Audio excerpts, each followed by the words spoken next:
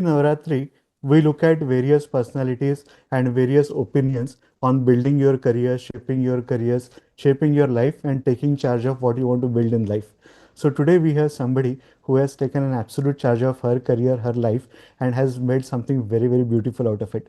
It's a privilege to have my friend Minaxi joining us today. Minaxi, thank you so much for taking out time and joining us today. Thank you for this, Charu, and thank you for the kind words. I've been watching the series that you've been doing for the last 2, 3 years, and it's always been interesting and educative hearing you. So glad to be here today. We'd like to start by understanding what has been your journey. Um, All right, so let's get on with this. So Charu, I've been around for the last 22 years in the corporate workforce, and when I started as a commerce graduate who then went and did her MBA from IIM Bangalore, it was a very new world for me, which was very exciting.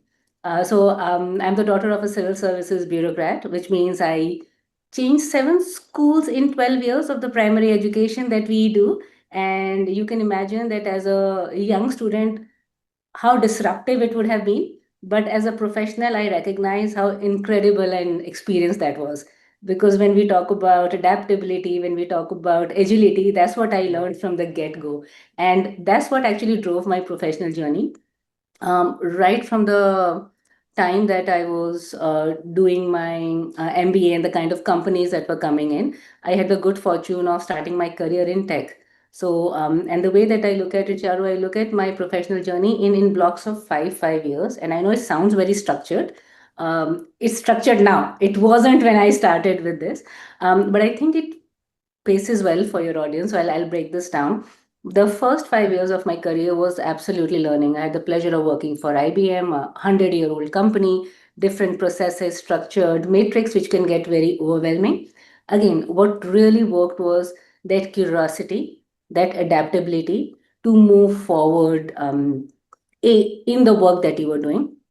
Also, I used the opportunity to really understand and sharpen myself because I was a very young professional, no work experience prior to that. So it was an incredible experience.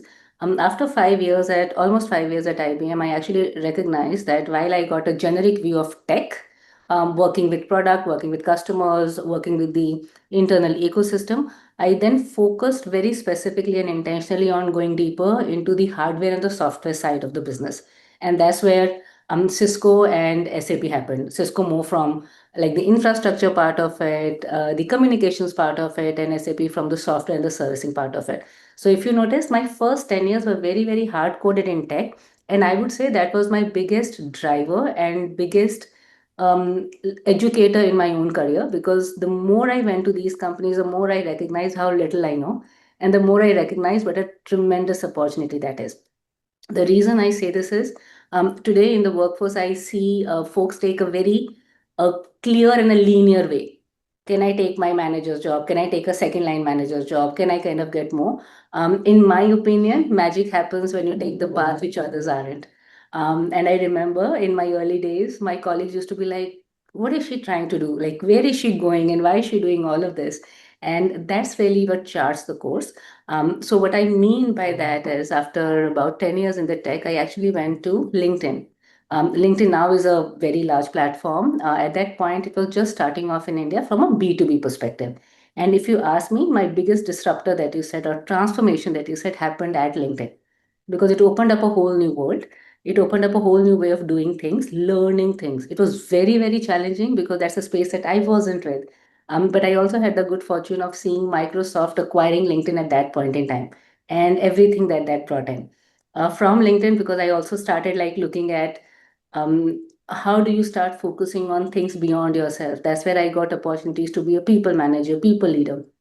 That then kind of at that point in time things were going great, and then I had a reach out from Uber.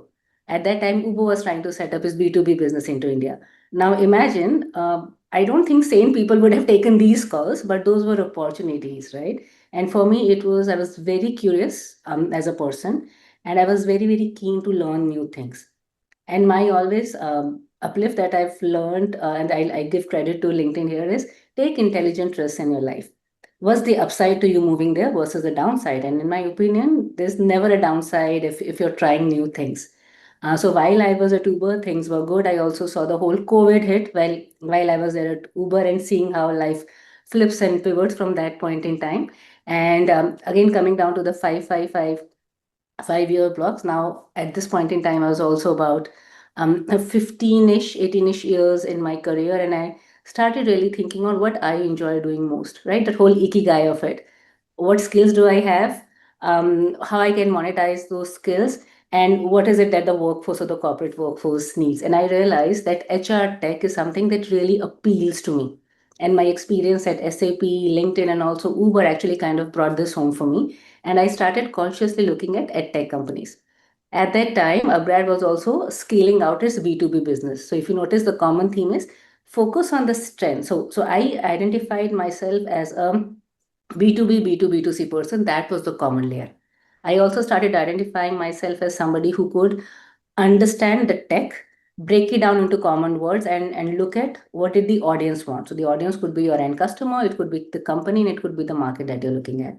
So I kept that as a common, and what I really enjoyed doing was newer industries, newer companies, newer segments. So focus on something that you're good at, and then focus on something new that you can challenge yourself. And that to me is where the magic and the madness both comes in equal vein. So Upgrade was exciting. We did a lot of good work, uh, lots of love from the customer, appreciation from the customer. And while I was at actually Upgrade, I also started recognizing about what I value the most in my professional career. And I realized at that point, I'd also crossed about 20 years, right, in the workforce. So you start thinking about how can you pay it forward. And at that point, I took some conscious time out to do my own coaching certification. So I went to International Coaching Federation, got myself certified as an ACC coach after about 250 hours of coaching. Now, this was another pivot or another transformation for my own self because we realized that as leaders, and I don't use the word lightly, it's important on how you can service the ecosystem around you. It stops becoming about you as an individual, but more about when you move on from things, which you will, are you leaving things better than when you inherited them? And I see a lot of people tend to miss that out. So that was another Mhm. pivot, if you notice, around like the fourth bucket or the 20 years. And while I was do that, I was also looking at my next exciting play. And at that point in time, um, I kind of started looking at which companies are in the transformation phase, which companies are looking to change the status quo. And at that point in time, I started talking to Edenred, which is a French multinational, been in India for like 20 odd years, market leader, all things going well. And they were looking at understanding each geo better, each region better, and making ourselves a lot more closer to how can we serve our market, our customers, and our internal employees well. So that's where it is. And these are the last five buckets, if I would, on how my personal stroke professional journey has been. Amazing. The while you kept it very simple in terms of the fundamentals that made you change, the adaptability across these industries is very tricky because all of them have very different cultures. So how could you align to these cultures? Very difficult question, Charu, and appreciate you asking this. I would say the awareness of what makes sense to you is very, very important, right? They say that if you don't know where you're going, any road will take you there. So because you're talking about adaptability and culture, it's very important about what I value most as a person and as a professional. And these are related. You can't be like Dr. Jekyll in your personal life and Mr. Hyde in the professional life, right? At least you should not be. Now, what I mean by that is, I also worked for companies wherein the way companies were getting driven and the way that I wanted to conduct myself were different. So those made for very short stints, right? You kind of you cut your losses and you move forward. So what is important is to identify what's important for you, right? So for me, learning cultures was very important. Am I going to have opportunities to grow? And by that, I don't mean that is my manager going to give me a role promotion. No. It meant, did I understand where the company is going? Did I understand what skills I have to make an impact? And this is most important. Do I have the skills to make an impact in the role? If I can, then am I going to look at other places in that ecosystem that where I can make an impact? So those are the things that I looked for. Also, I want to bring the point about switching industries. I interview a lot in the roles that I've done, right? People tend to just make a very big mountain out of it. As long as you're clear about what you're offering that employer or what you're offering yourself, the industry matters in a very minimal manner.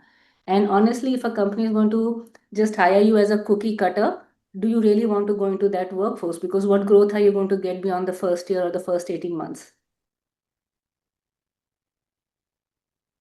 Wow. Making me think on how what really it's okay, fair point. So I'll accept, I'll park this particular thing. I Right? want to understand the other or the say maybe an extension of this particular part. When Mm-hmm. you the one of the my personal findings is that when you look at different industries and Mm-hmm. people working in those particular industries Mm-hmm. typically come with a very specific way of working. For example, my personal experience of these companies Mm-hmm. across. So when you talk about infrastructure companies, which are say like hardware, Cisco, which are very high volume businesses, both volume and value, both on this particular side. The hardware particularly has a very different part compared to a company like IBM, which is more into consulting with a large group going together, has a different part. Enterprise company like SAP with ERP focus is a different part, and that too on a particular solution has a different bit. Compared to when you groom yourself on this particular lines with this part, and then you go to LinkedIn, right, which is a very different part. While all these are B2B plays, right, the approach or your positioning itself is very different. So there would be some minor shifts that would be required. Mm. So, yes, Charu, and in fact, I would say shifts would also be required in the role that we do in the same company, right? Because our ecosystem is changing. If Yes. COVID taught us anything else, we had to like really change the way we are even calling our customers, right? So if I understand your question well, the common things that we have to look at is who am I talking to? I was always talking to a stakeholder at the other end who's a person like me, right? So I have to understand what priorities and what goals they are driving. It's not about me being at LinkedIn or Uber or Upgrade and saying this is my product, take it.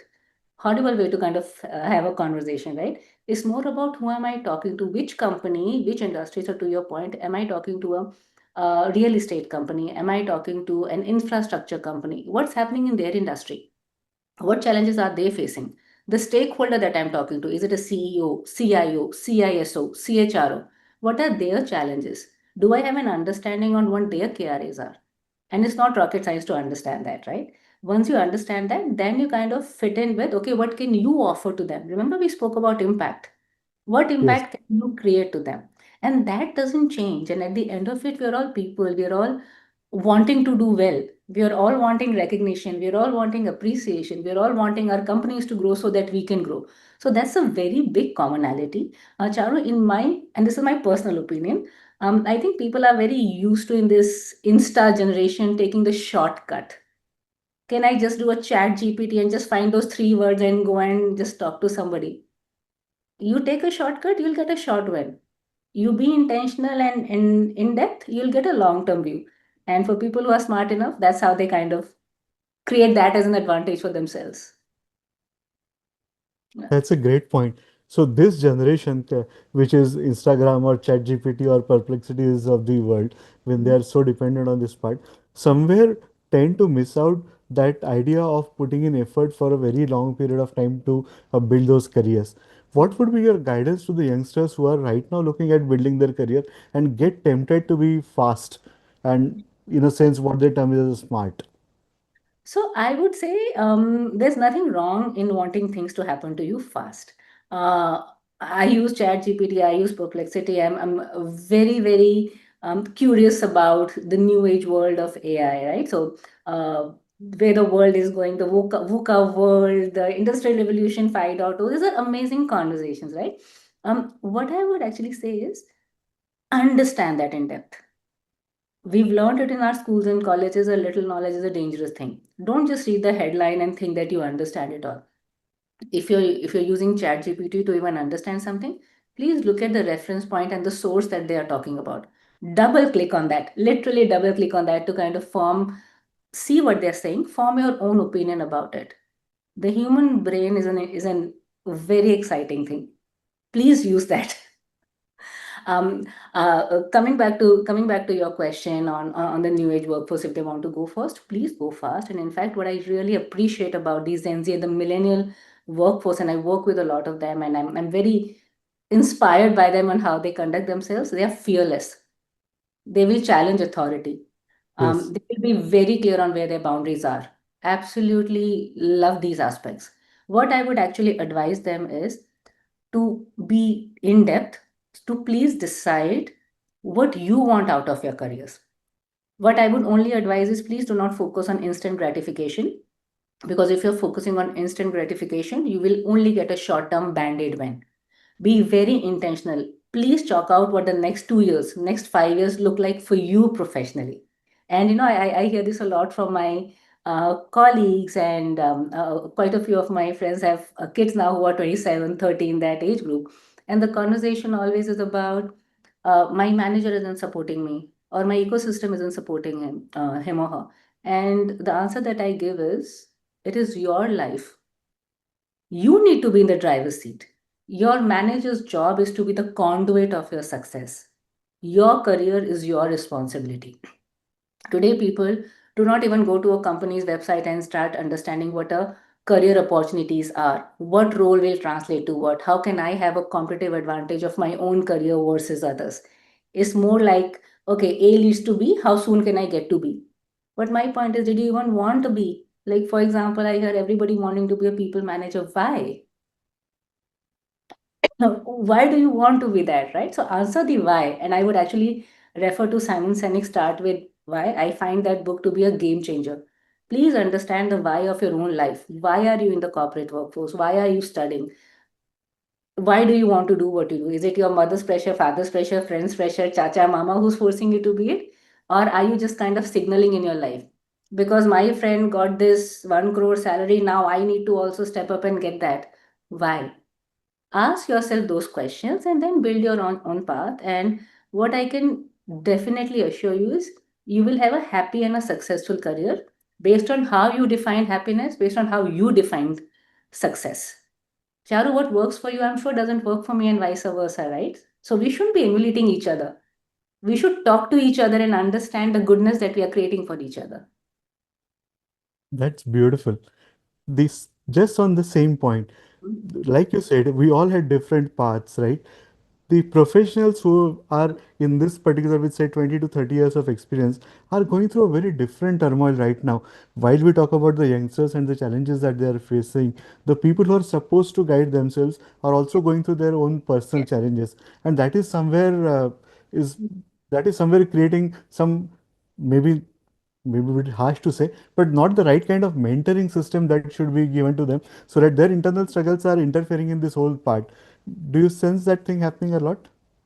Sure, can I understand this? You mean somebody who's 20 or a 30-year-old, or somebody who's 20 to 30 years of experience in the workforce? Which one are you talking 20 to 30 years of experience in the workforce, their own challenges is currently limiting their mentoring interactions with the youngsters. Yeah, no, and very valid point. And in fact, I think all of us are in that bucket, for lack of a better word. So, Charu, what's actually happened for us is the world changed too fast around us. And if you're talking about growth economies like India, and quite a few around the world as well, we got opportunities. We were part of the growth story, which means we didn't spend the time in our own investment. We did not spend the time in investing in our own skills. We were getting those progressions, we were getting those salary increases. So again, the perception of what success looks like was happening, right? And I say this with utmost respect. A lot of us just focused on that next promotion and that next salary and that next role, which was very clearly defined. Now, when you do that, life is all right until a disruption happens. So COVID happened, Yeah. pressure on the companies happened, companies started looking at cost economics, cost cutting started happening. Now, what happens at that point in time is, there's a lot of us with a very similar skill set. How do you differentiate yourself? And that's when the politics in an organization start happening. That is when that backbiting starts happening, right? Because everybody's vying after very few of those roles or those progressions or those promotions. My suggestion here, and again, please decide for yourselves. My suggestion is, first of all, focus on your own strengths. What are you excellent at? And when was the last time you took the time to get yourself a formal education? And I don't mean go back to school or college. If that works for you, do it. I'm saying, do you understand the newest technology that's coming in? If you're talking about AI, if you're talking about agentic AI, if you're even talking about how negotiation happens today. And to all of my lovely, lovely professionals, I would say please focus on soft skills. A lot of time we focus on the hard skills, the technical skills. Please focus on soft skills. Please focus on how to be better leaders. Please focus on compassionate leadership. Please focus on building an ecosystem around you, because whatever you're doing, you have that ecosystem and that autonomy. When you do that, you will create newer paths for yourself. And the third and the last point I would say is, please do not be fearful of trying a new thing. Uh, when life gives you lemons, take that as an opportunity to try something new. If you have 20 years of experience, if you have 30 years of experience, clearly you have that. Maybe in the short run, you'll take a hit on your compensation. In my career, I have like focused on the learning and compromised on the other things, because it's not a 1 year that you're focusing on. Even if you had a setback for a year or 2 year, that's all right. Right? Again, and with due respect, everyone needs to focus on their own financial situation and their responsibilities and everything that they have. And I'm saying, pivot. Try something that you haven't. Try a different industry. Try a different approach, because you have the skills. You just have to understand what's the impact those skills are going to make where you want to go. And again, nobody else is going to define that for yourself. Did I answer the question that you That's had? very clear. One aspect in between, which was coaching, right? Mhm. So you're growing as an individual, you're growing in terms of experience, the position, everything. So what basically triggered this part of coaching, and what is the impact it has made for you? So, Chana, interestingly, I was focusing on coaching in our work, right? As you become people managers, as you start having larger span of influence, you start recognizing that people expect answers from you. And it's also a default setting that you have the answers, or rather, you're very keen to give the answers, right? Um, Yes, so that while that was happening at work, I also started recognizing for my own self is how critical that is when we start developing the ecosystem around us, right? That pay it forward thing that I was saying. Now I worked for good organizations where they invested in their people, their managers, and their leaders. At the same time, I recognized those were also pointed towards a certain goal that that organization was driving, which is right. I wanted it to be more 360 degrees for myself. So I started wanting to get myself professionally certified as a coach so that I can better understand the people around me. So that's where it came from. Now, the yes, interesting transformation I saw for myself, it gave me an incredible understanding about my own self personally and professionally, which is something, oh my God, I didn't realize. And I think that has helped both my personal and my professional relationships better, because coaching isn't to be confused with mentoring. Coaching is about getting the other person to think for themselves and ask those questions that lead them to answer themselves. And keep in mind, this is so contrarian to us being managers and leaders, right? You're supposed to agree. give the answer. So for me to hold myself back is really helping me as a professional, because I'm not jumping in to kind of be that crisis manager. Of course, you do that when it's like really important, but it's actually prompting you to build an ecosystem of thinkers, of Yes. strategic partners, and not just like blind doers. So that's one. The other one that I was planning my own coaching journey was, again, focusing on my career for the next 5 years, 10 years, right? Having an understanding of what I am enjoying the most. Where can I contribute? Where can I be impactful? And what does my ecosystem expect from me? What is the advantage or a differentiator that I have in the opportunities that I'm trying to carve for myself and having the good fortune to also have coming my way, right? So this really kind of helped me open up a whole different world. So that's the importance of coaching. I would just add one thing, if I may, Charu. There's importance to Sure. mentoring as well. Right. So what I would really say is, to on your previous question of people with 20 years, 30 years of experience, even a youngster who's just starting out, please find your mentors. Please find the people that you admire or respect, and please be very clear of what you are admiring or respecting them for. And pick that trait and leverage and request that person to kind of be your mentor for a short term. I would not advise somebody to be a lifelong mentor. I would say be a lifelong learner. A mentoring, in my opinion, is short term for a particular skill or a use case that you're trying to build for yourself. Great. The youngsters who are right now listening to this would Mhm. also like to understand if they are starting now, particularly who are getting into the graduation or into post graduation, how what is it that they need to focus on right now so that by the time they are ready to enter the workforce, they have the necessary skill sets. What are the things that they need to focus on? Um, I want to not be very generic on this, Charu, but essentially it's going to be every person has to decide that for themselves.